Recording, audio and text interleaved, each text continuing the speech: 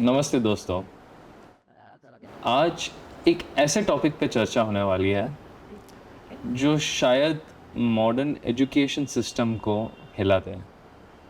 एक ऐसे शख्स के साथ जिसने खुद आज के ट्रेडिशनल स्कूल मेथड्स को या आज के एजुकेशन सिस्टम को चैलेंज किया है। But his journey was truly remarkable. वो अपने आप में एक मिसाल है।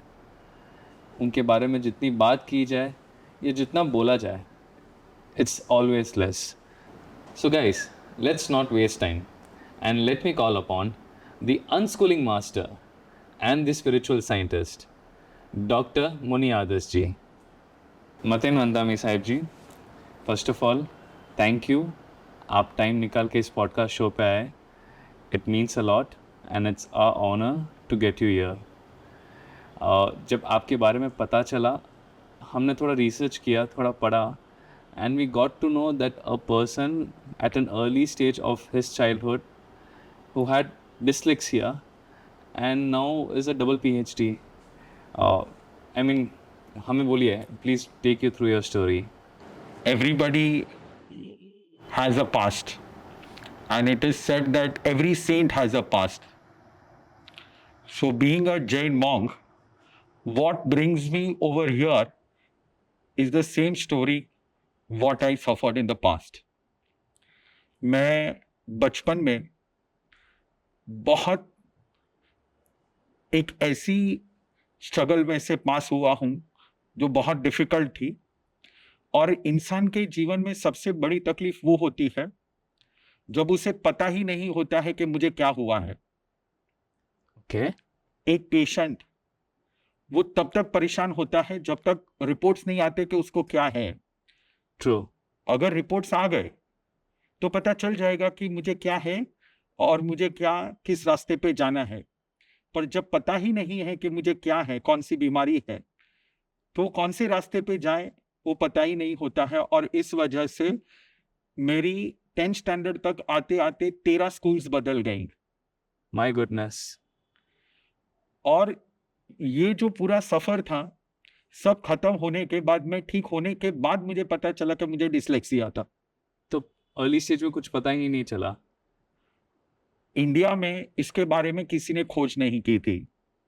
मैं सफर हो रहा था। I was a slow learner, disable learner. मुझे साइकाट्रिस्ट के पास ले जाया जाता था, डॉक्टर के पास ले जाया जाता था। तो कभी टीचर ने कहा कि आप उसको मेंटली रिटार्डेड स्कूल में डाल दो। हम मुंबई रहते थे, तो मलाड में एक मेंटली रिटार्डेड स्कूल थी।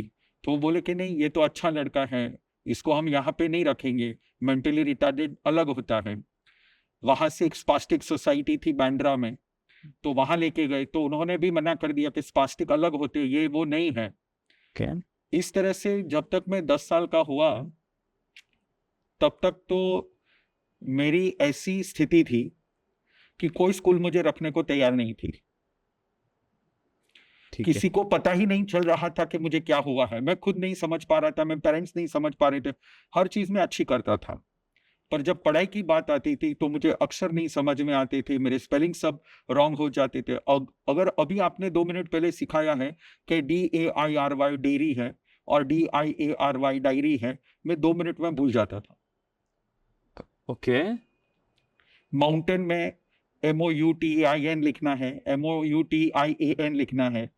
मुझे याद है 5th या 6th स्टैंडर्ड में माउंटेन के ऊपर कॉम्पोजिशन था, ऐसे था, और मैं लिख नहीं पाया था। आधे घंटे तक मैं रोता था क्योंकि मुझे माउंटेन का स्पेलिंग ही नहीं याद आ रहा था। ओके। इस तरह से एक बहुत ही डिफिकल्ट जर्नी रही, जो लोगों को ये लगता था कि मैं ठीक हूं, पर मैं एक्चुअली डिसेबल था। और उस वजह से मुझे मार भी बहुत पड़ी, गालियां भी बहुत सुननी पड़ी। मैं सोशल कनेक्शन से बहुत अलग हो चुका था। I had to stay alone. I was forced to stay alone. No people used to allow me to get into their group because I was different from them. तो ये बहुत ही कठिन स्थिति रही। पर इसमें एक बहुत अच्छी बात ऐसी रही कि मेरे पिताजी ने ऐसा सोचा कि इसको किसी हॉस्टल में डालते हैं। और नासिक में मिलिट्री स्कूल की हॉस्टल थी, वहां भी मना कर दिया उन्होंने कि इसको हम नहीं लेंगे। लास्ट में एक स्कूल मिली वेजिटेरियन स्कूल पंचगिनी में, Mrs Chandraben Shah sweet memories hostel. और वहाँ पे उनके पास एक ईरानी टीचर थी, मिस आफरीन करके। उनको इसके बारे में पता था क्योंकि वो फॉरेन से स्टडी करके आई थी, तो ऐसी कोई लर्निंग डिसेबिलिटी होती है। और तब एक्सीडेंटली एक कॉन्सेप्ट आया मेरी लाइफ में। मैं 6 महीने तक स्कूल नहीं गया। Okay. They had told me कि अब आपको स्कूल नहीं जाना है। और फर्स्ट टाइम अनस्कूलिंग हुई, I was a free bird. I got time to think for my self, I got time to think about what is my life. और finally वो डिसलेक्सिया से धीरे धीरे धीरे बाहर निकलना हुआ। 5th स्टैंडर्ड तक ये था कि हर साल मैं हर सब्जेक्ट में फेल होता था, पिताजी पैसे खिलाकर पास करवा देते थे। पर अब 5th स्टैंडर्ड के बाद मैं खुद के बलबूते पर पास होना सीखा। और धीरे धीरे धीरे धीरे जैसे जैसे ज्ञान बढ़ता गया, वैसे वैसे ज्ञान की तरफ अट्रैक्शन इतना हुआ कि मैं आज जैनिज्म के ऊपर मैंने एक पीएचडी थीसिस लिख डाली। उसके बाद मैंने हेल्थ में भी, जैनिज्म में जो हेल्थ है, हेल्थ का डिस्क्रिप्शन है, वेलनेस का जो डिस्क्रिप्शन है, प्रिवेंटिव वेलनेस, जो शायद ही इस दुनिया में कहीं पे बताया गया होगा। क्योंकि हम जैन मॉन्क्स जो है वो हार्डशिप्स बहुत फॉलो करते हैं। करेक्ट। और हमें मना किया गया है चिकित्सा, यानी डॉक्टर के पास जाना और हॉस्पिटल्स में जाना, चिकित्सा कराना, ये हमें मना करा गया है। तो we have to learn preventive wellness. This is the first thing what we learn before becoming a monk. Okay. तो मैंने उस टॉपिक पर भी, प्रिवेंटिव वेलनेस पूरी जैनिज्म में दी गई एनाटॉमी, फिजियोलॉजी और उसकी हीलिंग प्रैक्टिसेस, उस सारे के बारे में मैंने एक थीसिस लिखी। और मैं फिर से थीसिस लिख रहा हूँ स्कूलिंग के बारे में, एजुकेशन के बारे में, विजडम के बारे में, नॉलेज के बारे में। तो आई होप कि मेरी लाइफ की जो स्ट्रगल्स हैं वो सभी के लिए स्ट्रेंथ बन जाए, यही मेरा लक्ष्य है। That's truly inspirational. अब बट एक सवाल आया मन में जब आप आपकी लाइफ जर्नी बोल रहे थे। आजकल के बच्चों में अगर छोटी सी छोटी खामियां निकल जाए, वो लोग अपने आप को इतना ब्लेम कर देते हैं या अपने आप को हर चीज़ से इतना दूर कर देते हैं, अपने आप को पनिश कर देते हैं कि कभी उस चीज़ से उठ भी नहीं पाते। एक अलग ही एंजाइटी हो जाती है उन सब में। मतलब आपको कभी ऐसे नहीं हुआ अंदर से एंजाइटी, वो एक फियर ऑफ मिसिंग आउट, जब आप बोले कि आप सोशलाइज नहीं कर पाते थे या nothing was been available to you, तो आपको कभी वो हुआ नहीं? और how did you overcome this?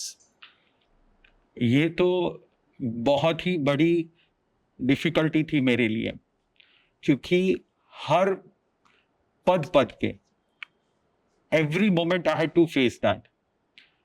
जो लोग मुझे डिस्कार्ड कर देते थे, वो रिजेक्शन फेस करना ही सबसे बड़ी स्ट्रगल थी मेरे लिए। इस दुनिया में आपको रिजेक्शन होने का जो फियर है वो तो मारता ही है, पर रिजेक्शन होने के बाद जब आप लोनलीनेस फील करते हो, वो उससे भी बहुत ही बड़ा पनिशमेंट होता है आपके लिए। मैंने मेरी लाइफ में जितनी गाली पब्लिक को नहीं दी, उतनी उससे 10 गुना ज्यादा गालियां मैंने शायद भगवान को दी होंगी। आज मैं उन्हीं भगवान के शरण में हूँ, माफी मांग के आया हूँ। पर तब मुझे ऐसे लगता था कि अगर परमात्मा को दुनिया बनानी ही थी तो मुझे ही ऐसा क्यों चुना, why me? That was always my question. और बहुत प्रॉब्लम्स होते थे, किसी टीचर के साथ माइंडसेट सेट नहीं होता था। आज भी ऐसा है कि वो teachers, they are not able to believe कि मैंने 2 PhD कर ली है, and actually I give discourses and people follow me. This is completely undigestable to them. Actually it is said कि भगवान भी उन्हीं को चैलेंजेस देता है जो उस चैलेंजेस को पूरा करने की हिम्मत रखे। सो गुरुजी, जब जब आपका नाम लिया गया है, अनस्कूलिंग उस नाम के साथ हमेशा अटैच हुआ है। जैसे आप बोले अनस्कूलिंग आपके लाइफ में आया था and you followed it for 6 months। So आपके हिसाब से आज के पीरियड में व्हाट इज अनस्कूलिंग एग्जैक्टली, या if you want to define कि अनस्कूलिंग क्या है, what would you define it as? Unschooling जो चीज है ये रेगुलर सिस्टम में जब हम फिट नहीं होते हैं तो ये मिलने वाला एक प्रिविलेज है which does not show freedom from discipline or going towards indiscipline. It is actually freedom from your own struggles. Okay Unschooling आपको ये नहीं समझना है कि स्कूल से निकल दिया, नहीं. It is freedom from the struggles. एक तो स्कूल की स्ट्रगल्स चल रही है, करेक्ट मेंटल स्ट्रगल्स चल रही हैं, सोशल स्ट्रगल्स चल रही हैं.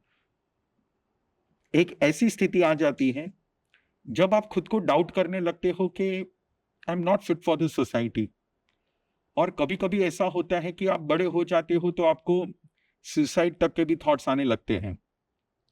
When you understand more, when you find your self unfit for this society, आपको ये लगे कि मेरी कोई वैल्यू ही नहीं है, तो फिर आपका एग्जिस्टेंस जीरो हो जाता है. ये बहुत ही पिंच करने वाली, बहुत ही अंदर खलने वाली बात थी. दिन रात ये मुझे खाए जाता था. पर जब अनस्कूलिंग हुआ, ये सब निकल गया और मुझे लाइफ में नया पर्सपेक्टिव मिला सोचने के लिए, स्पेस मिला खुद के बारे में सोचने के लिए. कोई प्रेशर नहीं था, कोई एग्जाम्स नहीं थे, कोई मार्क्स नहीं था, कुछ नहीं था. It was all about self discovery. Discovering your vocabulary, discovering your own health, discovering your own mindset, discovering your own abilities, your skill sets, and how you approach, how you react towards situations. इन सबको introspection करने का एक space मिला 6 महीने के लिए. और naturally वो टीचर ने बात करते करते हमें हंसाते खिलाते, और उन्होंने जिस तरह से मुझे चेंज किया, वो 6 महीने मुझे आज भी वो याद है. और इसी वजह से जब मैं मेरी तरह के बच्चों को देखता हूं तो मुझे लगता है कि अनस्कूलिंग की बहुत जरूरत है इन बच्चों को. तो मैंने अनस्कूलिंग को डिफाइन किया है. अनस्कूलिंग को 5 स्टेजेस में हम डिफाइन करेंगे. ओके अनस्कूलिंग किसको किसको जरूरत है? जिसका ग्रास्पिंग पावर कम है तो उसको एक ब्रेक चाहिए. जैसे रिलेशनशिप में हम होते हैं, कभी कभी झगड़ा हो जाता है तो दोनों कपल ऐसे सोचते we need a break. Correct आप ऑफिस में होते हो तो ऑफिस में बॉस के साथ कुछ अनबन हो जाती है तो आपको ऐसे लगता है कि we need a break break. और रोजमर्रा की जिंदगी में जब आप तंग आ जाते हो तो आप शहर को छोड़ के किसी गांव में या किसी हिल स्टेशन पे चले जाते हो. You go on a countryside and have a relaxing moment. You need a break. Correct So similarly, in today's high pressure world, even a school child, although he is not able to reveal his pain, but he needs a break. He needs a break from his teacher. He needs a break from the pressure created by the syllabus, by the boards, by the schools. He needs a break. And that break can be utilized for his own enhancement, for his own upliftment. तो सबसे पहले cognition, जिसका grasping power कम है, जो समझ नहीं पा रहा है चीजों को, ये सबसे पहली जरूरत है. सेकंड है कनेक्ट नहीं कर पा रहा है. बहुत स्टूडेंट्स है जो मैथ्स फियर करते हैं because they are not able to connect to maths. Correct social science history को फियर करते हैं because they are not able to relate to the history. उन्हें ऐसे लगता है कि यार झगड़ा क्यों किया, उन्होंने शांति से खत्म कर देना था, कि इतने लोगों को मार डाला, क्यों ये किया, क्यों वो किया. उनको ऐसे Relatable. लगता है, ऐसे लगता है. तो उन बच्चों के लिए, those who are not able to connect to those situations or those states, और समझ में नहीं आता है, तो उनके लिए भी ब्रेक बहुत जरूरी है ताकि वो सोच पाए. The third point is communication.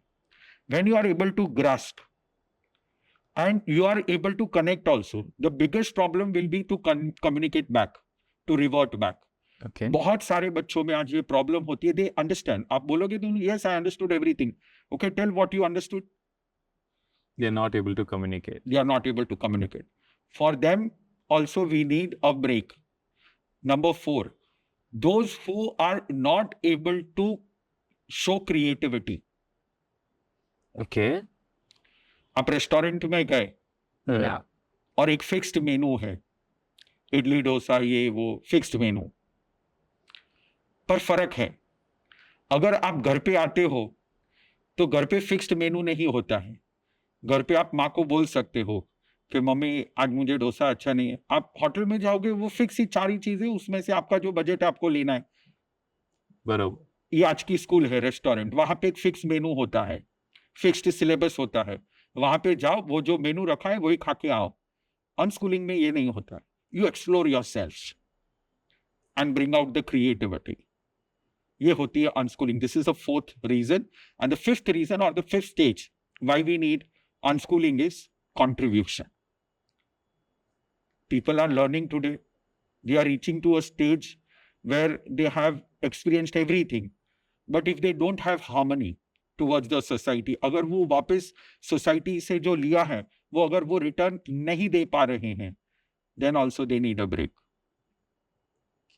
So if we find these 5 drawbacks in any child, he needs to unschool. He needs to come out of the fixed restaurant menu and explore himself. But एक myth भी है कि जब teachers को पूछा जाता है या पेरेंट्स को पूछा जाता है इन अ कन्वेंशनल स्कूलिंग मेथड कि बच्चों के ब्रेक का क्या, मेंटल क्या, फ्रीडम का क्या, तो हर किसी का एक ही जवाब होता है हर स्कूल का कि फिजिकल ट्रेनिंग में वो स्पोर्ट्स खेल सकते हैं, दिन का 1 घंटा फिक्स रहता है and all. Is that really sufficient Guruji? See, again, I would like to clear with you कि ये जो मैं अनस्कूलिंग की बात कर रहा हूं और टीचर्स जो बोल रहे हैं 1 घंटे का फ्रीडम उनको मिलता है फिजिकल एक्टिविटीज करने के लिए, इसमें जमीन आसमान का फर्क है। ओके। जैसे आप किसी रिलेशनशिप में होते हो और रिलेशनशिप में अगर आपकी वाइफ है, कुछ 10 दिन के लिए 15 दिन के लिए मैके चली जाती है ना? एक वो है जो 15 दिन के लिए वो मैके चली गई, और एक वो है जो घर पे रहकर के भी रोज 1 घंटा बात करती है। अगर आप उसको बोलोगे कि तू घर पे रहकर रोज 1 घंटा बात तो करती है, that is enough, you don't need to go to your मायका, will she agree? No. She needs that space. She needs that space, and everybody needs that space. Similarly, children also need that space because that 1 hour does not allow them to come out of that stress. True. That 1 hour does not allow them to think for them own selves. नहीं कर सकते हैं।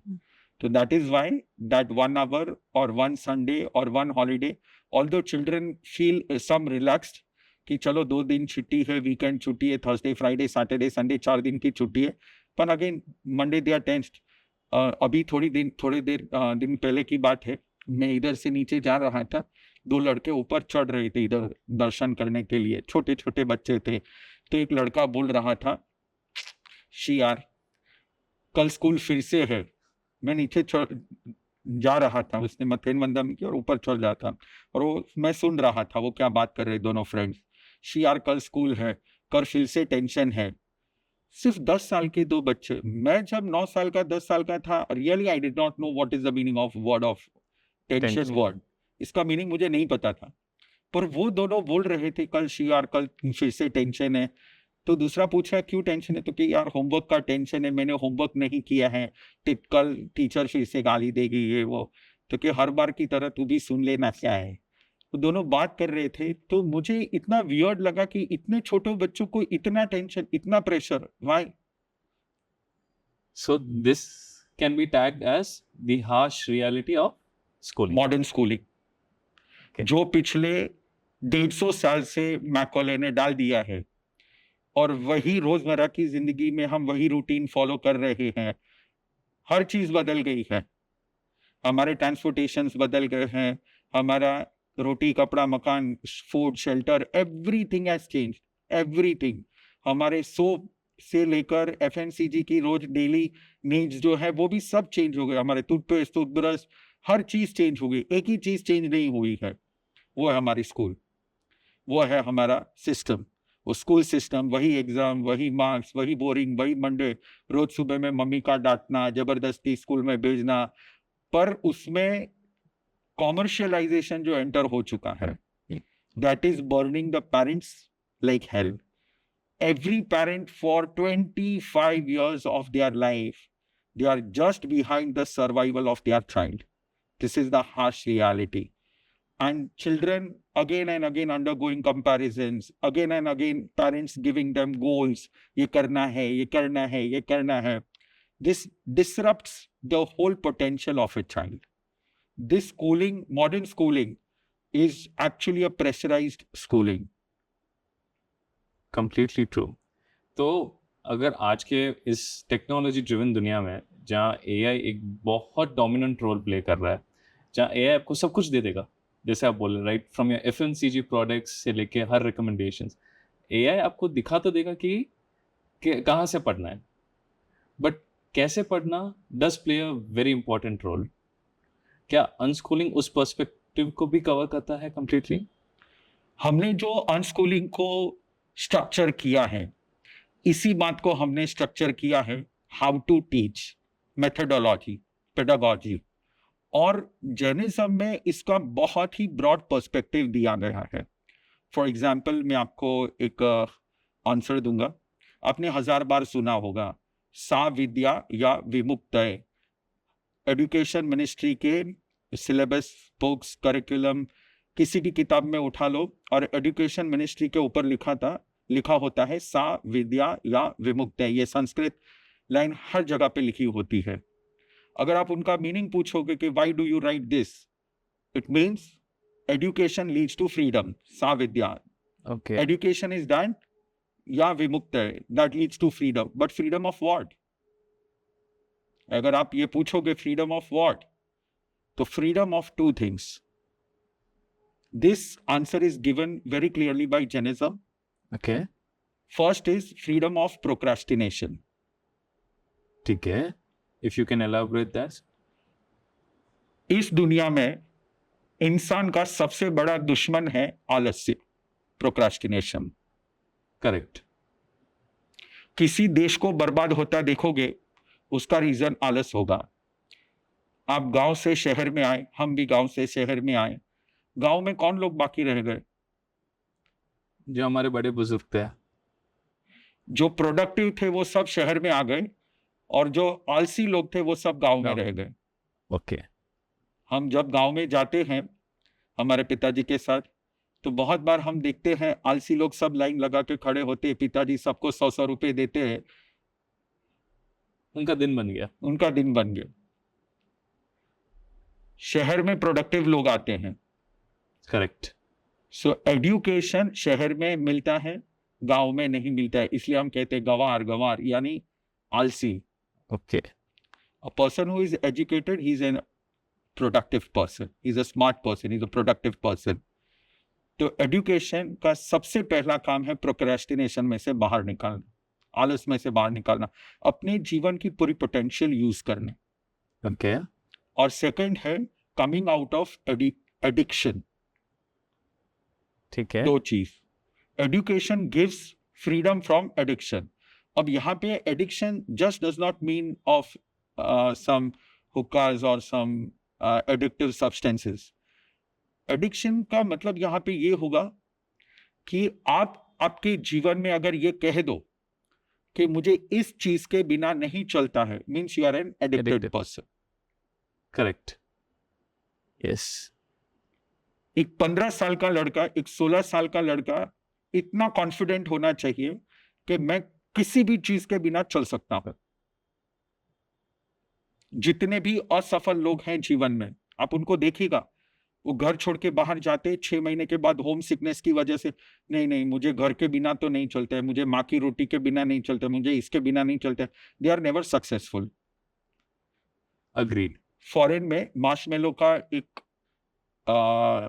Experiment किया गया था बच्चों के बीच में.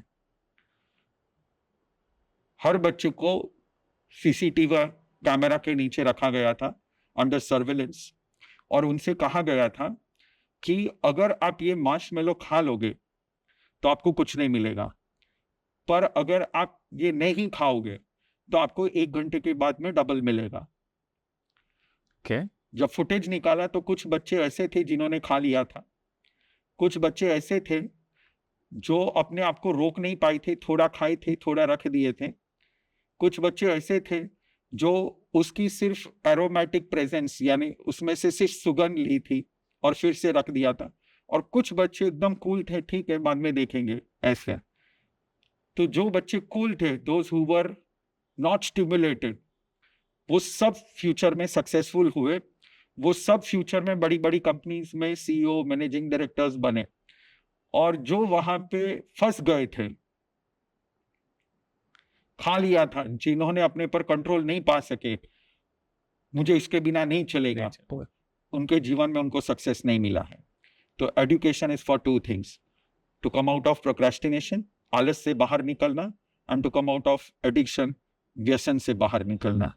ये दो चीज एजुकेशन के मुख्य लक्ष्य है। अगर आप ये 15 साल में पा सकते हो, जैसे क्रिकेट में पहले 15 ओवर्स होते हैं, बहुत ही क्रूशियल होते हैं, उसमें अगर आपने चक्के छक्के लगा दिए फिर तो आपकी मैच 15 आगे नया पार हो गई। इसी तरह जीवन के 15 साल ये 15 ओवर की तरह होते हैं। अगर आपने ये कर लिया तो आप आपके जीवन में सफल हो पाते हो। यही 15 साल होते हैं और मॉडर्न एज में इन्हीं 15 सालों को बिगाड़ दिया जाता है स्ट्रेस और प्रेशर से।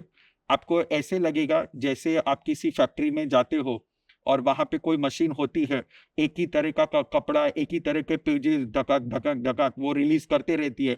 ऐसे ही आप स्कूल में जाओ, 50 बच्चे बैठे हैं और जो ब्लैक बोर्ड में लिखे थे सब उसकी फोटो कॉपी करके अपने बुक में लिखेंगे, सब एक ही तरह का पढ़ेंगे, सब एक ही। अब किसी की प्रिंट अच्छी आएगी, किसी की प्रिंट बुरी आएगी, अच्छी आई तो अच्छे में बिकेगी, बुरी आई तो बुरी में बिकेगी। These all are machines, they are not able to enjoy their own potential. But कभी कभी क्या होता है गुरुजी, ये आपने भी देखा होगा, हमने भी थोड़ा बहुत इस चीज़ को देखा है कि कोई भी माँ बाप जाने या अनजाने में कभी अपने बच्चे को अनसक्सेसफुल होता नहीं देखना चाहेंगे।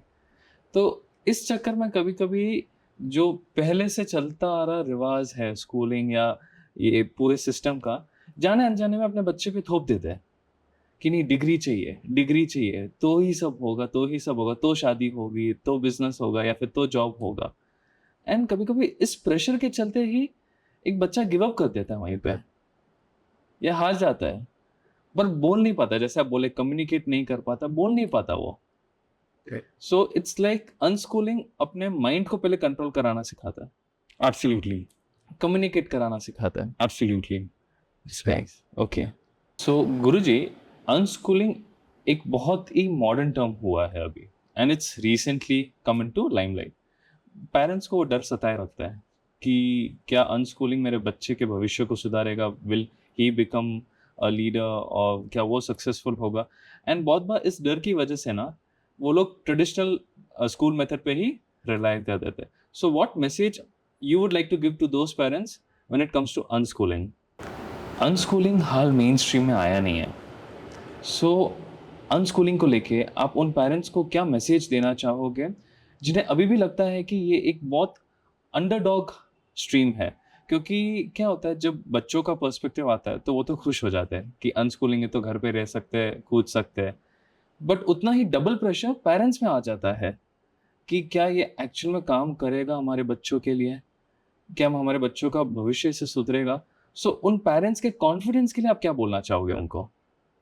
मैं एक सिंपल सी बात उन्हें समझाता हूँ कि मान लीजिए आपका किसी के साथ झगड़ा हो गया है, फॉर एग्जाम्पल आपका झगड़ा हो गया है और वो बार बार आपको व्हाट्सएप पे मैसेज, ही और शी इज बगिंग यू, तो आप क्या करोगे? ब्लॉक कर दूंगा या म्यूट कर? Absolutely, absolutely. या आप एरोप्लेन मोड पे फोन को डाल दोगे if he is respectable, and if he is not respectable, so either you will block the phone or you will mute the phone. Means you will go out of the reach of that pressure. Correct, correct. तो जब parents मेरे पास आते हैं तो मैं सबसे पहले parents की काउंसलिंग करता हूं कि वो कौन से स्टेज में है। ओके, बच्चों की भी काउंसलिंग करता हूं मैं कि बच्चे कौन से स्टेज पे है। पेरेंट्स की पहले काउंसलिंग करता हूं कि वो कौन से स्टेज में है और फिर उन्हें कॉन्फिडेंस में दिलाता हूं मेरे खुद के एग्जाम्पल से। 6 महीने जब मुझे ये ट्रांसफॉर्मेशन का टाइम मिला, तो उसमें सबसे बड़ा एक ट्रांसफॉर्मेशन मेरी लाइफ में ये आया कि मैं खुद ब खुद, आई डिड नॉट नो कि दिस इज मेडिटेशन, ओके। पर खुद ब खुद एक ऐसा प्रोसेस मेरे अंदर हुआ, क्योंकि अब मैं फ्री था। बरोबर। मैं आकाश के साथ बात कर सकता था, मैं पेड़ों के साथ बात कर सकता था, मैं नेचर के साथ बात कर सकता था। I was able to socialize, जो चाहूं मैं वो कर सकता था। मैं अपने आप सुबह में उठ जाता था, क्योंकि सुबह में उठ करके मेरी टीचर के हस्बैंड थे, वो हॉकी प्लेयर थे, तो वो सुबह में हॉकी सिखाते थे, तो मैं खुद ब खुद सुबह में अर्ली मॉर्निंग 5 बजे उठकर मैं खेलने को चला जाता था। वो जो हैप्पीनेस थी, उस हैप्पीनेस के बीच में एक ऐसा दौर आया कि जब मेरा क्रिटिसिज्म होता था, तो मैं भगवान को गाली देता था। और एक बार गाली देते देते मैंने भगवान को बोला कि एक ऐसी जगह बना, दुनिया में एक ऐसी जगह बना जहां पे कुछ भी ना हो, न पॉजिटिव हो न नेगेटिव हो, ना भूख हो ना खाना हो, खाना भी नहीं चाहिए, भूख भी नहीं चाहिए, प्यास भी नहीं चाहिए और पानी भी नहीं चाहिए, चोर भी नहीं चाहिए और पुलिस भी नहीं चाहिए, टीचर भी नहीं चाहिए, होमवर्क भी नहीं चाहिए, स्कूल भी नहीं चाहिए, कुछ नहीं चाहिए। Make some place where there is nothing. मेरे मन में ही मन में एक ऐसा यूनिवर्स चलता था, एक ऐसी गैलेक्सी चलती थी जहां पे शायद सिर्फ प्लैनेट्स हैं, या प्लैनेट्स भी नहीं है, सिर्फ एक स्पेस है और कुछ नहीं है। और उस पॉइंट पे जाके जब मेरा माइंड स्टेबल हो जाता था, तो मुझे बहुत हैप्पीनेस फील होती थी। I used to empty my mind. My mind used to become silent, completely silent. And solitude and silence is the key to success. आज से शायद 50-60 साल पहले की बात है, ब्रायन ट्रेसी, उसकी पहले की रिकॉर्डिंग है, जो आजकल के मॉडर्न मोटिवेशनल स्पीकर्स के फादर गिने जाते हैं, ब्रायन ट्रेसी। ओके। उन्होंने अपना खुद का पुराना 50-60 साल पहले का वीडियो रिलीज किया, जहां पे वो बहुत सारे बड़े बड़े बिजनेसमैन को सिखा रहे हैं, solitude is the key to success. Okay. जो मेरा लोनलीनेस था, जो मुझे अंदर खलता था, उसको इस टाइप के थॉट से मैंने सॉलिट्यूड में बदल दिया, and that silence made me powerful. जब मैं वहां से बाहर निकलता था और फिर जिस चीज को मैं ग्रास्प करने की कोशिश करता था, वो इजीली ग्रास्प हो जाती थी। तो 6 महीने में मुझे खुद का स्पेस मिला। मैं ये बात पेरेंट्स को समझाता हूं कि आपके बच्चों को एक बार स्पेस देके दीजिए। अगर आप स्पेस दोगे, आपको खुद को भी जैसे स्पेस चाहिए होता है और आप उसमें से कुछ बन के आते हो, हाँ। इसी तरह से वो भी कुछ बन के आएंगे। तो पहले मैं पेरेंट्स को हेल्प करता हूँ ये स्थिति को समझने में, और फिर बच्चों को समझने का प्रयास करता हूँ और काउंसलिंग करता हूँ। तो इस तरह से पेरेंट्स और बच्चों दोनों को हेल्प हो जाती है, एंड पेरेंट्स आर विलिंग, क्योंकि आजकल के पेरेंट्स एजुकेटेड है। राइट। उनको दिख रहा है कि मॉडर्न टीचर्स को कुछ पढ़ाई से लेना देना नहीं है, बच्चों से कुछ लेना देना नहीं है, उनको सिर्फ अपनी पगार चाहिए। उनकी लाइवलीहुड, उनको उसमें से मिलते इंसेंटिव्स, उसमें से आते गिफ्ट्स, बच्चों से मिलता गिफ्ट्स, बच्चों से मिलता, बस वही चाहिए। उससे ऊपर बहुत कम ऐसे टीचर्स होंगे जो स्कूल में, हाँ, ट्यूशन टीचर्स या पर्सनल ट्यूटर्स वो इस तरह के होते हैं, पर स्कूल टीचर्स को भी इतना सारा स्ट्रगल करना पड़ता है, पेपर बनाना, ये करना वो करना, पर इट इज नॉट पॉसिबल, है ना।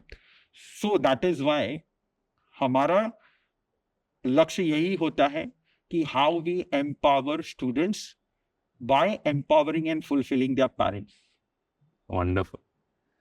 एक एक क्वेश्चन था मेरे को about unschooling and home schooling Guruji, but उसके पहले जब हम पेरेंट्स के कॉन्फिडेंस के ऊपर बात करते हैं, अगर आपको सिर्फ एक short and very powerful line किसी पेरेंट को एज अ मैसेज देना हो फॉर देम टू अंडरस्टैंड कि they need to give space and time to their child, ताकि उनका ही चाइल्ड ग्रो कर सके, what would that one short powerful message B?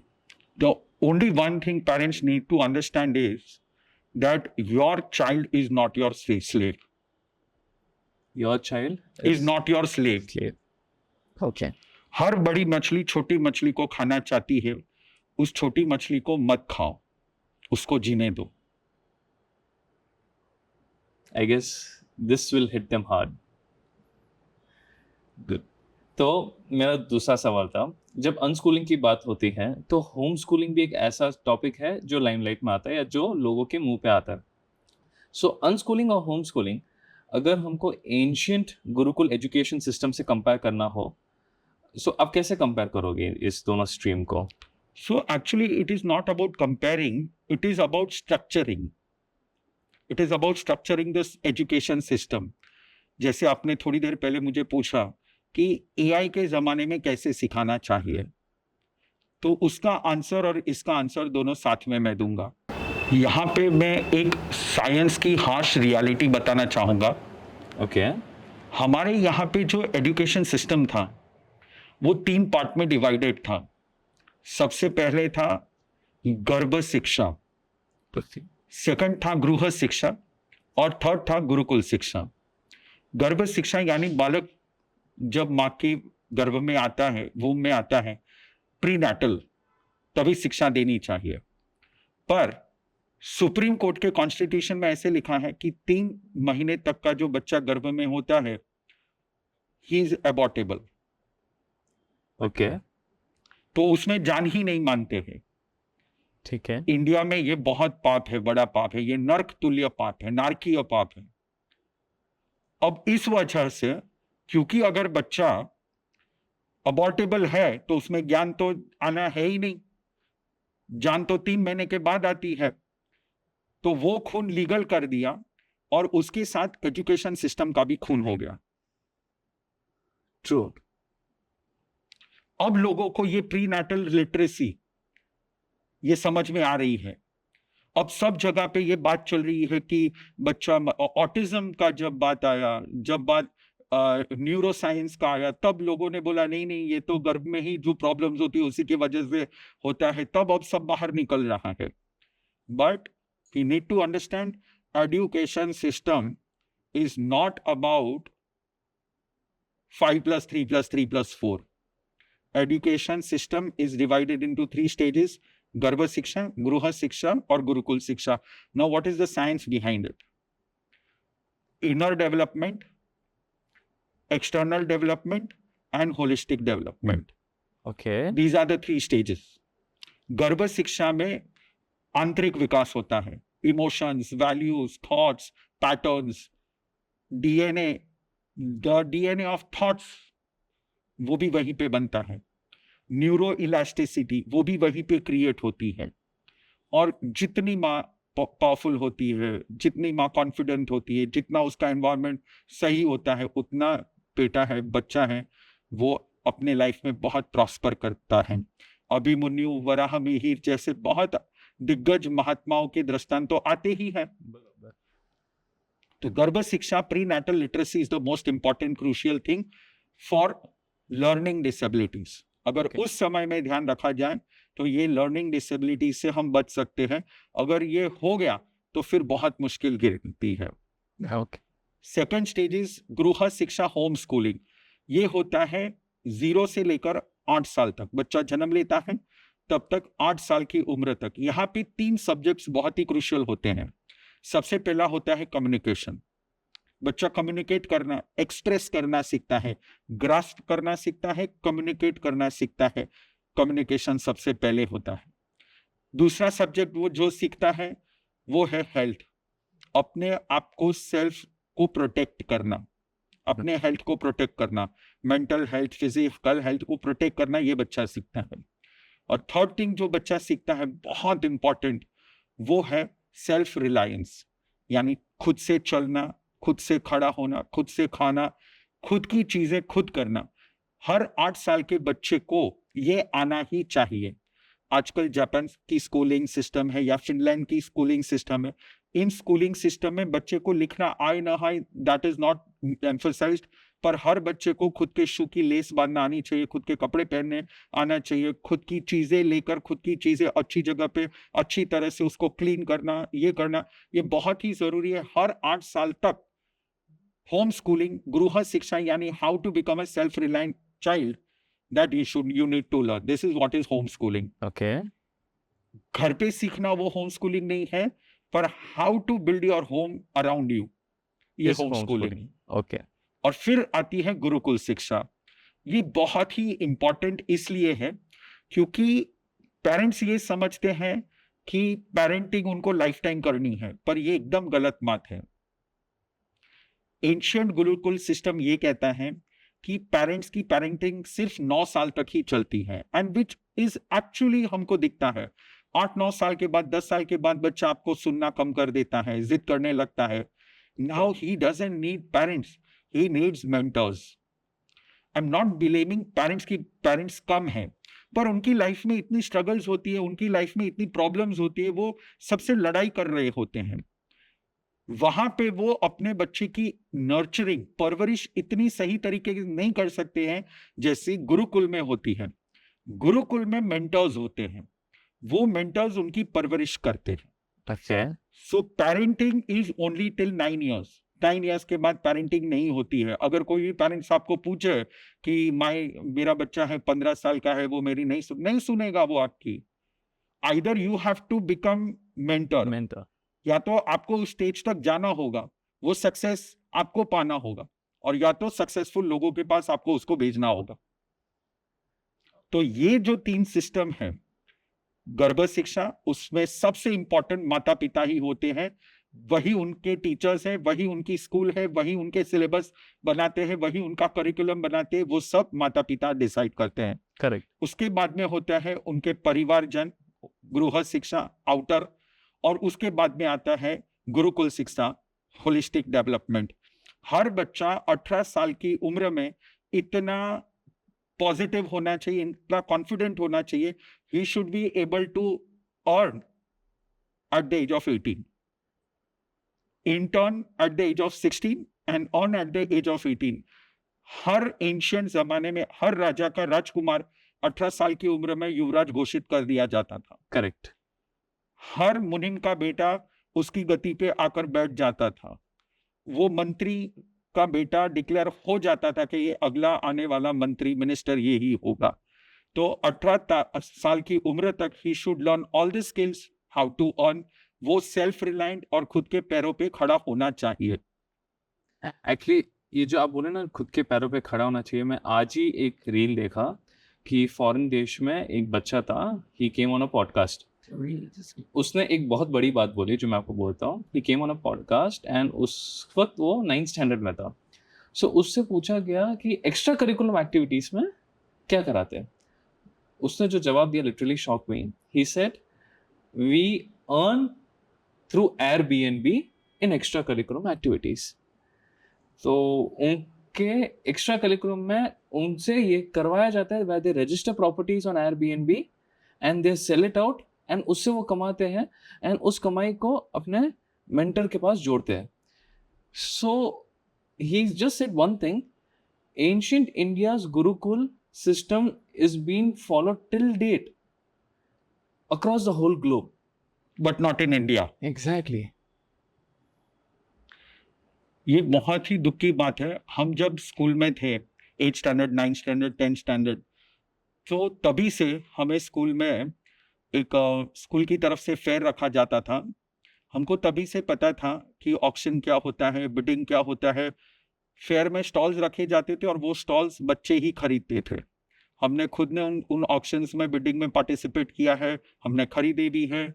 हमने वहाँ पे सेलिंग, बाइंग, क्रिएटिंग, एंटरटेनमेंट, हर चीज़ हमने वहाँ पे करी है, और हमने उसमें से बहुत कुछ सीखा है। This is what is actually you need to be taught in the schools. So can teachers become mentors?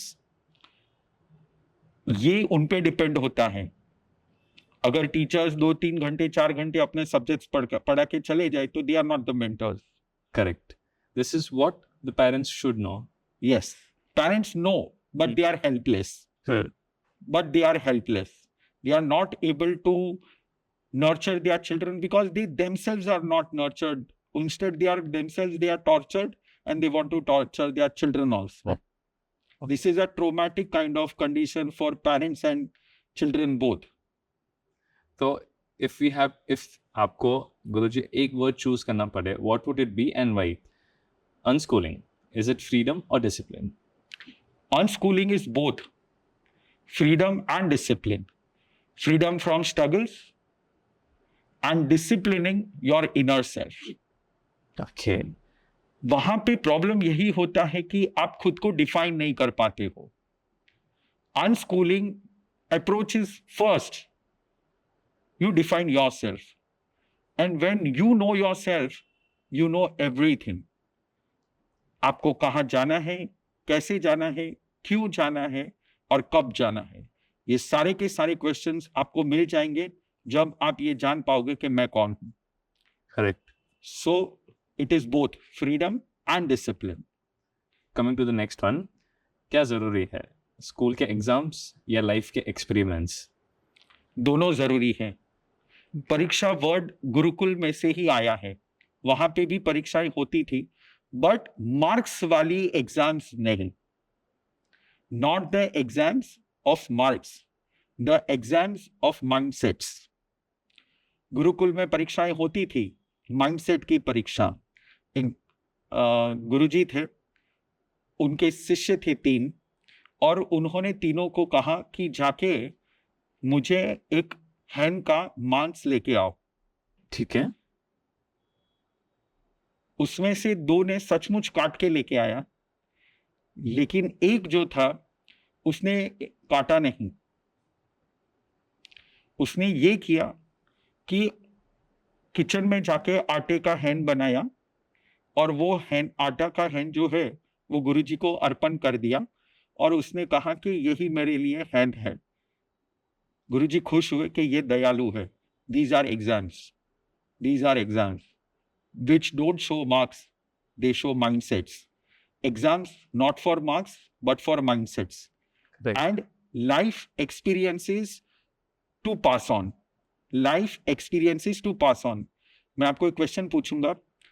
जब आज से 300-400 साल पहले की जब हिस्ट्री लिखी गई कि इंडिया में एजुकेशन सिस्टम कैसा था, और उस समय में पूरे वर्ल्ड की जीडीपी की 28% की जीडीपी इंडिया की थी. It can not happen without education. India में 99% जेंट्स में लिटरेसी थी और फीमेल में 96% की लिटरेसी थी, and most of them were Shudras in India. Okay.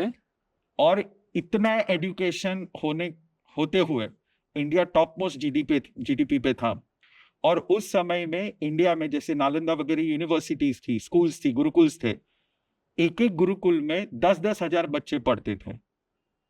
Okay. तो आपके हिसाब से उसमें टीचर्स कितने होते होंगे? अगर मैं आज के एक्सपीरियंस के हिसाब से काउंट करूँ तो अगर 10,000 बच्चे होंगे तो एटलीस्ट 1000 स्टूडेंट्स, 1000 टीचर्स तो होने चाहिए. 2000, 50 स्टूडेंट, 1 टीचर पर 50 स्टूडेंट अगर आप गिनो आज के हिसाब से 2000 टीचर्स. 2000 टीचर्स होने चाहिए. करेक्ट. उनको हैंडल करने के लिए सिर्फ 10 टीचर्स होते थे, क्योंकि एक बच्चा जो 10 साल का है वो 9 साल के बच्चे को सुबह में पढ़ाएगा, और दोपहर को वो 11 साल के बच्चे के पास से सीखेगा. अपने लोअर स्टूडेंट को वो सुबह में पढ़ाएगा और दोपहर को अपने बड़े स्टूडेंट के पास से सीखेगा. ये सर्कल चलता था. टीचर्स की जरूरत नहीं थी, बच्चे ही बच्चों को पढ़ाते थे. This is life experiences, passing on your experiences. I get goosebumps जब आप ये एक्सपीरियंस, हमने कभी ये सुना ही नहीं ये सब चीजें. We don't know what is all this. आप आजकल भी देखोगे कि हम खुद भी, हम जब स्कूल में थे तो हम 8th स्टैंडर्ड में, जब 9th स्टैंडर्ड में था तो 8th स्टैंडर्ड की वोकैबुलरी का डिक्टेशन का मैं सब्जेक्ट उनको पढ़ाता था, और उनको वर्ड्स, स्पेलिंग्स लिखाता था. वो सारे के सारे स्पेलिंग्स मुझे याद हो जाते थे. मैं 10th स्टैंडर्ड के बच्चों की वोकैबुलरी सीखता था. This was how we made our English profound. Okay. ये मुझे कभी नहीं पता था Guruji. Never until you told today. So जब आप एंशियंट टाइम्स की बात कर रहे थे, इतने प्रोफाउंड मेथड्स थे, इतने अलग टाइप के स्ट्रक्चर्स थे वहाँ पे, तो क्या तब जो सब्जेक्ट्स पढ़ाए जाते थे are those the same as today, या फिर अगर आप भी अनस्कूलिंग के प्रोसेस में आप सिखा रहे हो तो क्या आपके सब्जेक्ट्स भी एंशियंट मेथोडोलॉजी से मैच करते हैं? तो रियलिटी इज आजकल के जो सब्जेक्ट्स हैं वो सब्जेक्ट्स नहीं है, वो टूल्स हैं सिर्फ. ओके एंशियंट सब्जेक्ट्स होते थे, जैसे फॉर एग्जाम्पल लैंग्वेज है. Language is a tool okay to communicate things. So communication becomes the subject. English is just a tool to communicate few things. Hindi and Sanskrit are better tools to communicate better things. Okay So the subject is communication. These are just tools. These are just tools. But इन tools को आज एक subject बना दिया अलग से आज के तारीख में. And they think that this is a subject and a child should earn result on marks out of it. But they are not able to communicate. Second, बहुत बार आपको सिखाया गया होगा health is wealth and yes prevention is better than cure. Yes आपको ये पता होगा कि किडनी अगर फेल हो जाए तो डायलिसिस होता है, पर आपकी किडनी 100 साल तक जी सकती है, ये आपको नहीं सिखाया होगा. नहीं सिखाया. That is preventive wellness. How you can make your kidney live till 100 years. एक 70 years के अंकल अपनी किडनी डोनेट करके जाते, उसके बाद 20 साल तक और कोई उस किडनी को यूज करता है. Kidney can live for 100 years. Okay Your heart can pump for more than 100 years. Your lungs can pump for more than 100 years. So these were preventive wellness जो सिखाया जाता था. Yes. So wellness is a different subject. ठीक है. Wellness is not a part of science. Wellness is a different subject out of science. That is for yourself. And what is today's science actually? Today's science is just teaching you how to amplify human abilities. Okay It is not science. It is just amplifying human abilities. अगर वो science होता तो वो universal होता, पर आज का जो साइंस है वो क्या करते हैं, आपको लैम्बोर्गिनी देता है. करेक्ट. वो सेल्फिशनेस वाली साइंस है, वो वेस्टर्न साइंस है, वो साइंस नहीं है. आपने सुना है कभी कि साइंस ने बंदर को लैम्बोर्गिनी दी? नहीं दी, क्योंकि वो दूसरों को गिनता ही नहीं है. उनके Correct. ऊपर तो एक्सपेरिमेंट करो, उनको मारो, उनकी आंखों में केमिकल्स डालो, क्रूएल्टी ये कर रहा है. Today science is just, it is not working towards sustainability. It is only walking towards human voraciousness. Okay आपको दिखता नहीं है तो आपको माइक्रोस्कोप लाके देगा. करेक्ट. अगर उससे भी नहीं दिखता है तो इलेक्ट्रॉन माइक्रोस्कोप लाके देगा. अगर उससे भी नहीं दिखता है तो कुछ एआई डाल के कुछ और लाके दिखाएगा, कुछ और एक्सपेरिमेंट करके देगा. आपको नहीं दिखता है तो टेलीस्कोप बना के देगा, कुछ और ज्यादा एम्पलीफाई करके देगा वो. It is only amplifying your 5 sensory organs for humans. बस ओके आपकी बॉडी को काम करना न पड़े इसलिए मशीन बना दी है. So it's like making yourself dependent. Absolutely. आपको दिमाग को ज्यादा न चलाना पड़े इसलिए आपको उसने एआई बना के दिया. What is science? This is not science. Science should be universal, which discovers each and every truth of the universe.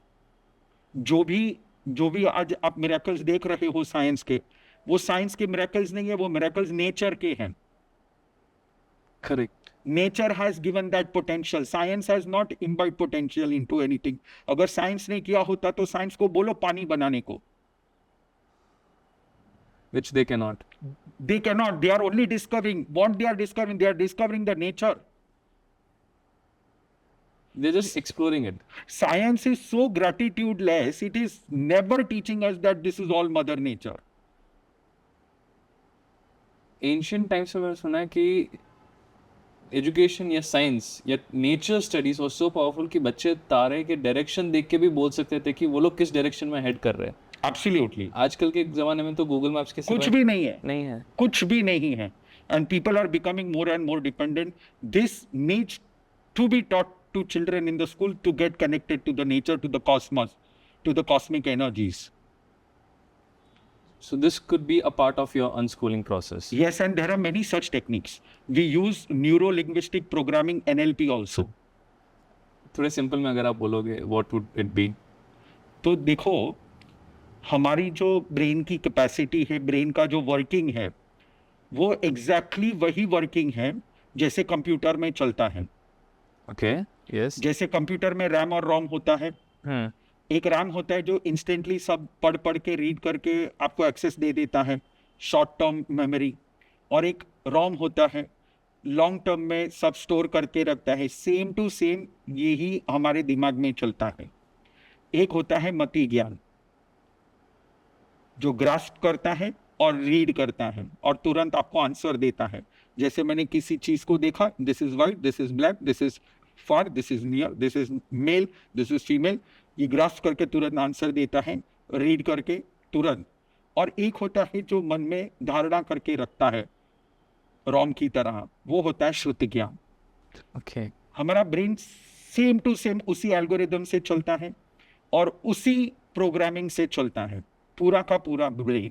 और हम एजुकेशन सिस्टम में न्यूरो लिंग्विस्टिक प्रोग्रामिंग हम जब अप्लाई करते हैं, यानी कि how to grasp and how to store, ये मेथडोलॉजी है हाउ टू लर्न। ये एंशियंट गुरुकुल में होता था, ये टेक्निक होती थी वहां पे, और आज भी वही टेक्निक हम जैनिज्म में यूज करते हैं। हम खुद भी वही यूज करते हैं। When I became a monk I use the same neuro linguistic मति श्रुति ज्ञान, वही प्रोग्रामिंग हमने यूज किया and I use the same for our children also. It is so easy and it is so simple. जैसे कि आप जो कुछ भी, this is one of the techniques, आप जो कुछ भी कम्युनिकेट करते हो वो फुल एक्सप्रेशन से कम्युनिकेट करो। This is Okay. One of the techniques. Okay जैसे कि अगर आप बोलते हो कि बड़ा है, तो बहुत लोग, जैसे फॉर एग्जांपल आप यहाँ पे आज इस मंदिर में आए हो, है ना, तो आपके वाइफ शायद पूछेंगे कि मंदिर कैसा था, तो आप बोलोगे हाँ बड़ा था। This is not NLP।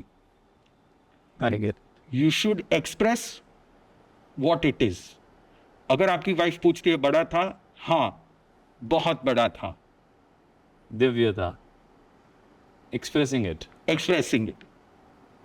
Okay अगर आप ये बोलते हो कि बड़ा था, हाँ बड़ा था, यानी आपकी फीलिंग अलग है और आपके वर्ड्स अलग हैं। So, correct me, Guruji, if I'm wrong. This can also be connected to training your subconscious mind. Absolutely, Okay. absolutely. Neuro-linguistic programming is training your programming your subconscious mind. पर हम subconscious mind use नहीं करते, वो subconscious word use नहीं करते, क्योंकि there is nothing like subconscious. It is only mati and shruti, it is only neuro and linguistic, Okay. It is only two. There is nothing like subconscious mind, कोई conscious है और अंदर कोई सोया हुआ है, ऐसा कुछ नहीं है, ऐसा कुछ होता नहीं है। ठीक है। ब्रेन है, ब्रेन की प्रोग्रामिंग है, और वो प्रोग्रामिंग जो अंदर है, जो अंदर प्रोग्रामिंग है, जिसको आज लोग सबकॉन्शियस माइंड बोलते हैं, हम उसे प्रोग्रामिंग कहते हैं, मति श्रुति ज्ञान। अच्छा जो आप कहते हो उसको उसी तरह से एक्सप्रेस करो। ओके और ऐसी बहुत सारी टेक्निक्स है, NLP की टेक्निक्स है जो हम यूज करते हैं, विजुअलाइजेशन की टेक्निक्स है। जैसे फॉर एग्जांपल पूरे दिन में हम we use very little words and we express more. Correct अगर किसी को बोलना है आओ,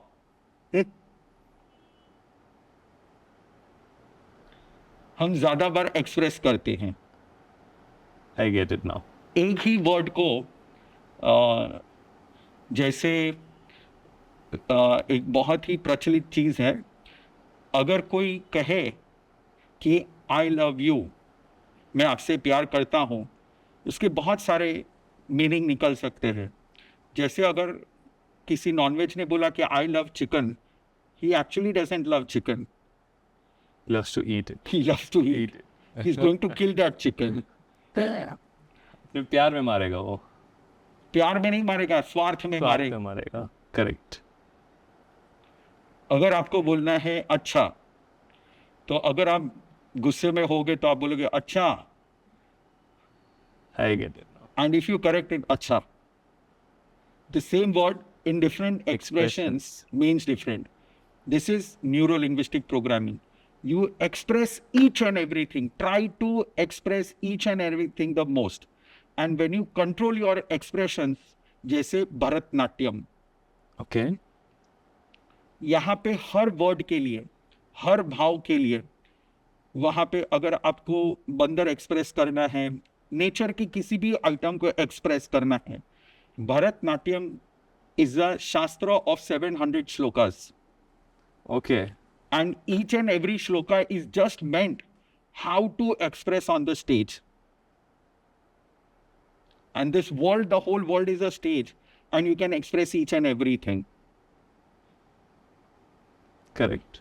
And when you express, you get the bhav, you get the ras, you will get interest हाँ. in each and everything. When you are able to express everything, you will get the interest in it. Correct. This programming technique can help children learn very fast, grasp very fast, store very fast. And we use n number of NLP techniques. And no teacher would teach all this. Teacher don't know such kind of ancient knowledge. They don't have this knowledge.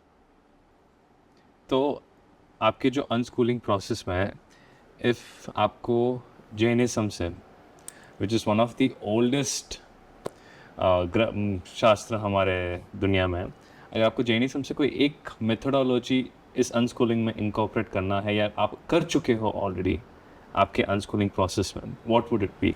सो गुरुजी, आपने NLP की बात की, आपने subconscious mind, आपने ये सब चीज़ों के बारे में बात किया, but and goal, means in सब का गोल क्या है? अनस्कूलिंग का, इस सब मेथोडोलॉजी का, इन सब का फाइनल गोल क्या है एक बच्चे के लिए?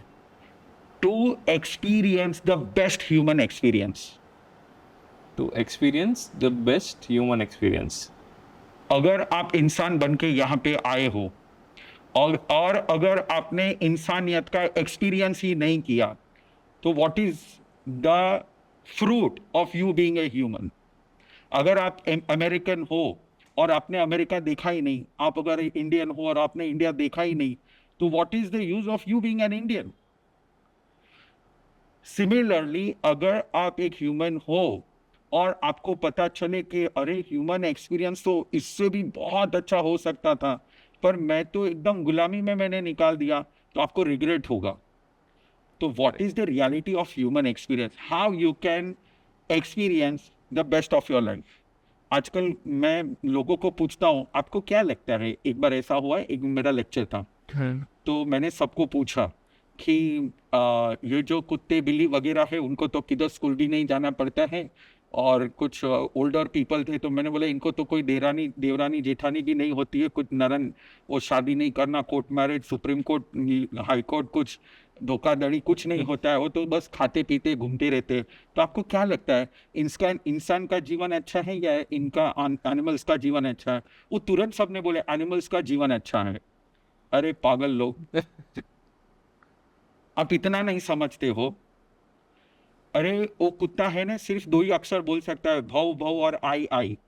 आप क ख ग घ 25 अक्षर बोल सकते हो. This is the human experience. Correct. वो नहीं कर सकता है. उसको अगर पता चले कि इतना अक्षर हम बोल सकते हैं, वो पागल हो जाएगा, बोलना बंद ही नहीं करेगा. आजकल भी ये जो कैमरा वगैरह होते हैं, ये ज्यादा से ज्यादा कितना जूम करते हैं? आपकी आंखें कितनी पावरफुल है पता है? 2 सेकंड के अंदर वो हजारों किलोमीटर दूर सूरज को देखती है, जूम आउट करती है, और तुरंत ही मैं 1 सेकंड के अंदर आप पे जूम इन. वो कैमरा नहीं कर सकता है, नहीं कर सकता, चाहे कितना ही हाई लेंस हाई पावर हो उसमें. ये हमारी आंख कर सकती, इतनी छोटी सी आंख. This is human experience.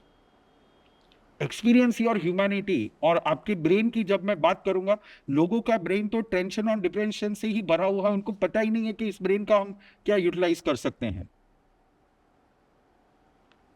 So the whole system of ancient education shows you how to live the most happiest life.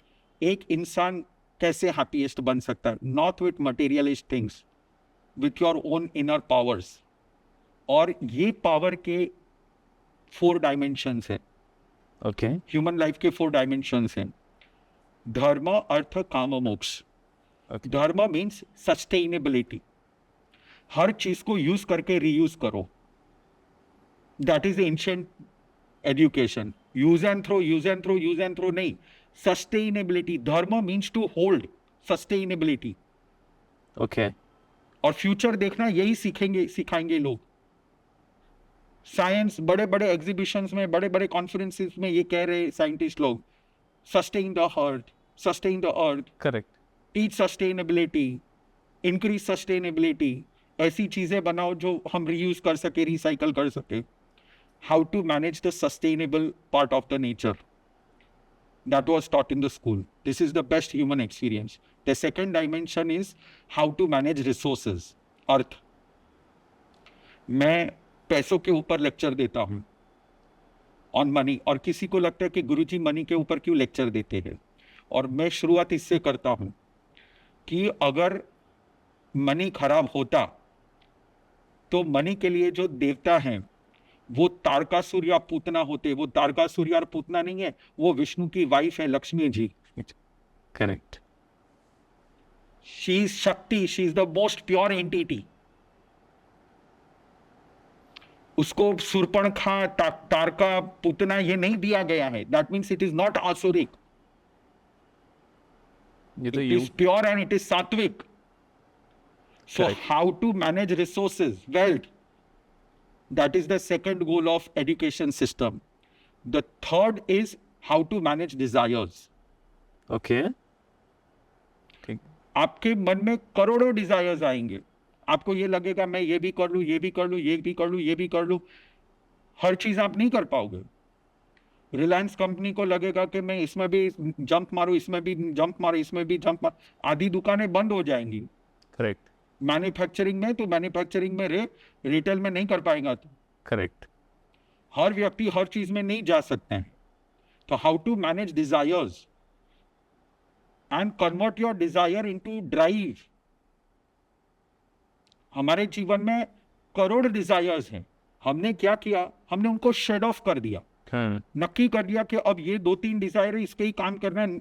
वो जो 100 डिजायर्स में हमारा पोटेंशियल डिवाइड हो जाता था, वो सब ड्राइव बनता है और 2 डिजायर्स में आगे निकलता है.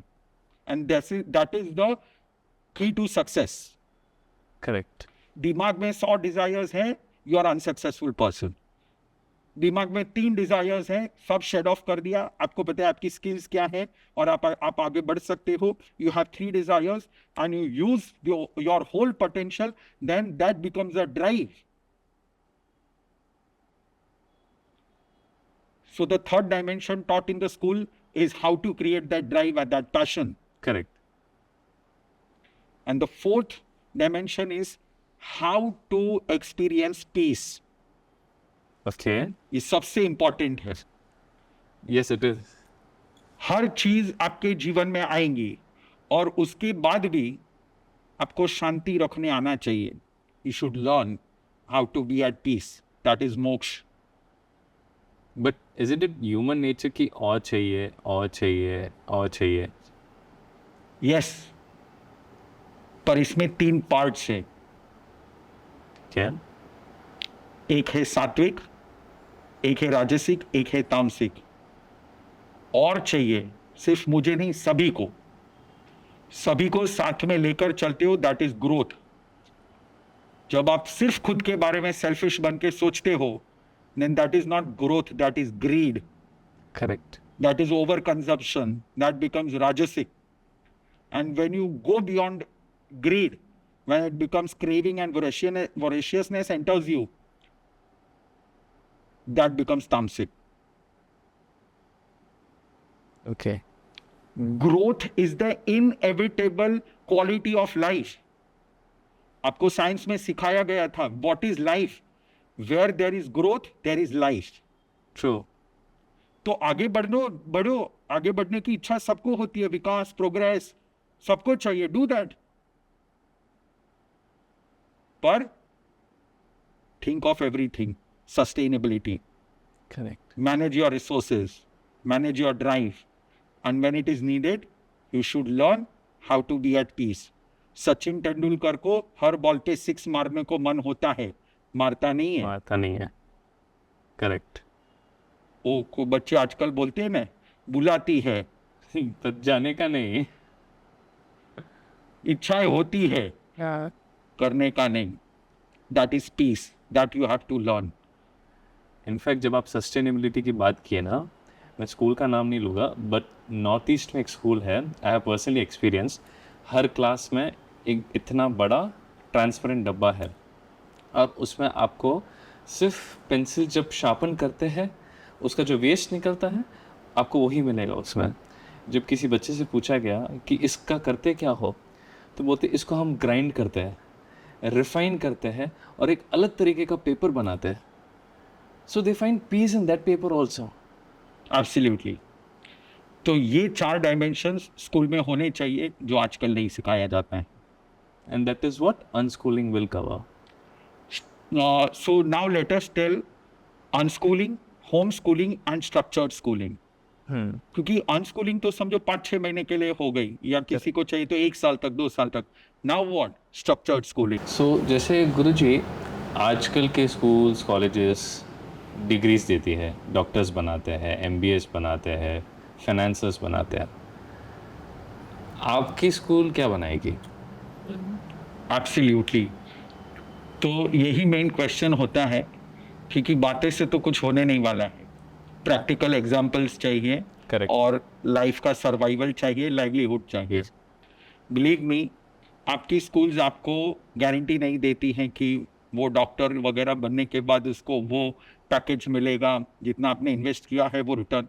पर हमारी स्कूल्स गारंटी देती है कि उतना आपको इन्वेस्ट करना भी नहीं पड़ेगा और आपको ऑटोमेटिकली उससे कहीं गुना ज़्यादा आपको रिजल्ट मिलेगा, क्योंकि we teach skills. Okay. How? So basically, in the whole world, there are 4 skills. ठीक है। First is creative skill.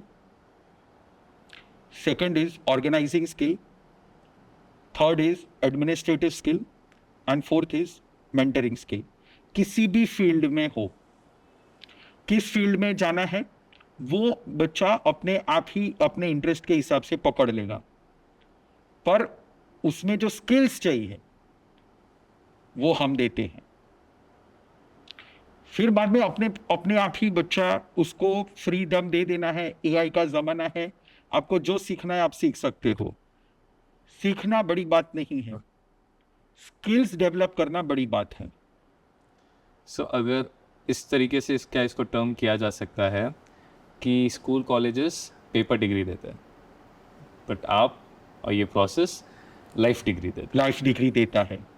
ज्ञान वो चीज़ है जो कोई चुरा नहीं सकता है, और स्किल्स वो चीज़ है जो कोई ख़त्म नहीं कर सकता है। करेक्ट। इसी तरह हम वो स्कूल स्किल्स सिखाते हैं, हम उसमें वो एक्टिवेट करते हैं वो इनर पावर।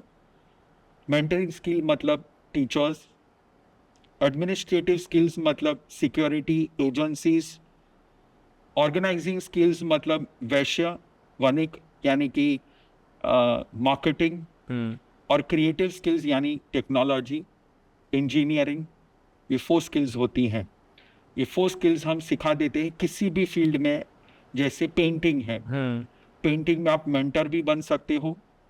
आप अगर फॉरेंसिक में जाते हो तो स्केचेस आप ड्रॉ कर सकते हो। आप सिक्योरिटी एजेंसी में काम कर सकते हो, करेक्ट। अगर आप में वो एबिलिटी है, आप वो स्किल डेवलप कर लेते हैं तो।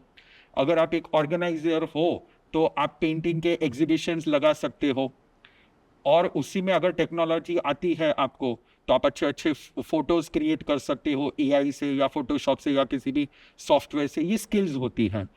एक ही चीज़ में आपकी 4 अलग अलग स्किल्स होती हैं, हम वो स्किल्स सिखाते हैं।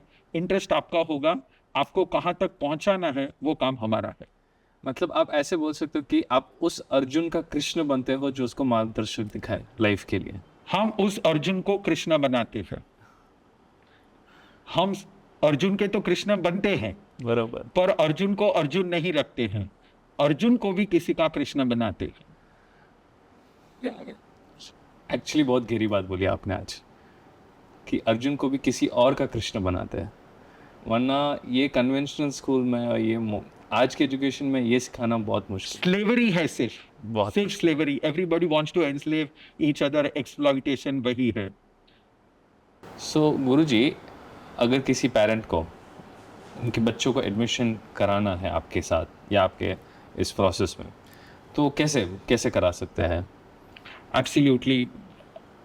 आप बहुत अलग अलग तरीके से इसमें आप एनरोल करवा सकते हो। एक तो फुल स्कूलिंग, अगर पूर्ण स्कूलिंग करनी है तो आदर्श मुनि ग्लोबल गुरुकुलम.com है। आप ऑनलाइन स्कूल चालू कर सकते हो। हम पेरेंट्स को भी गाइड करेंगे, बच्चों को भी गाइड करेंगे कि आगे कैसे बढ़ना है, अगर आपको होम स्कूलिंग करना है, अनस्कूलिंग करना है, इस तरह से। अगर आपको अलग से सिर्फ वैल्यू बेसिक नॉलेज चाहिए तो हमारा ऐप है, और उस पे भी आप एनरोल करके आप सिर्फ एक हमारा प्रोग्राम है value based master of belief and action, आप वैल्यू एजुकेशन में भी एनरोल कर सकते हो। अगर आपको साइड में ट्यूशन जैसा चाहिए वैल्यूज़ के लिए तो वो भी हम गाइडेंस दे देंगे। आप हमारी वेबसाइट पे आ सकते हो muniadarsh.com/wisdom। अगर आपको लिंक दिया जाएगा डिस्क्रिप्शन में तो आप वहाँ से देख सकते हो। और एक हम मैथ लैब चलाते हैं, हम लैंग्वेज लैब चलाते हैं, कम्युनिकेशन लैब चलाते हैं, जिसमें हम जो बच्चों को मैथ का फियर है या साइंस का फियर या पर्टिकुलर सब्जेक्ट का फियर है, वो सब्जेक्ट को हमने ब्रेक किया है, not according to standard but according to the subject topics. Okay. जैसे अगर मैथमेटिक्स है तो मैथमेटिक्स गिन चुन के उसको हम 12 पार्ट में डिवाइड कर सकते हैं। अरिथमेटिक हो गया, ट्रिग्नोमेट्री हो गया, ज्योमेट्री हो गया, मैट्राइसिस हो गया, मीन मोड, मीडियम, या तो प्रेजेंटेशन पार्ट यानी चार्ट पाए वगैरह वो सिस्टम्स होती है वो, या तो आप उसको इक्वेशंस एक पार्ट हो गया, और उसमें और एक पार्ट आ गया जैसे compound interest, simple interest, percentage, decimal, fraction, ये सब हो गया। तो इतने 10-12 स्मॉल स्मॉल पार्ट्स है, तो हम उसको डिवाइड कर सकते हैं। और डिवाइड करने के बाद हम जिस बच्चे को जो नहीं समझ में आता है वही उसको सिखाते, रिगार्डलेस ऑफ हिज क्लास। वो मैथ्स में पावरफुल होना चाहिए, डिग्री उसको मिले न मिले वो अलग बात है। इसी तरह से साइंस के कॉन्सेप्ट से कॉन्सेप्चुअल लर्निंग हम उनको सिखाते हैं। तो अगर आपको कॉन्सेप्चुअल लर्निंग चाहिए तो आप हमारी वेबसाइट पे आके जो आपको मर्जी में आए आप उस तरह से एनरोल कर सकते हो। We have created a flexible platform.